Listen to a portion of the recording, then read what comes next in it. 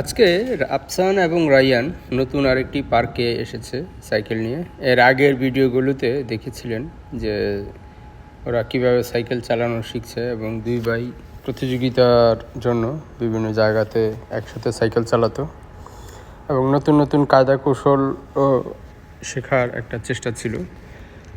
তো অনেক দিন পর আমরা এক জায়গাতে আসলাম হাঁটতে।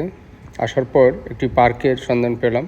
তো ওদের কাছে পার্কটা খুব পছন্দ হয়েছে যে এইখানে সাইকেল চালানো যাবে।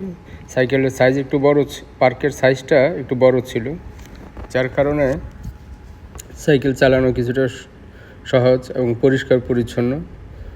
রাস্তা যেটা আছে হাঁটার, এটাও খুব ভালো ছিল। সব মিলিয়ে আজকে ওরা তুলনামূলকভাবে একটু বেশি খুশি যে সাইকেল চালানোর জন্য সুন্দর একটি জায়গার সন্ধান পেয়েছে। এখানে মাটি এবং পাকা দুইটাই আছে। তো শুকনার সময়ে মোটামুটি খুব সুন্দর করে চালানো যায়।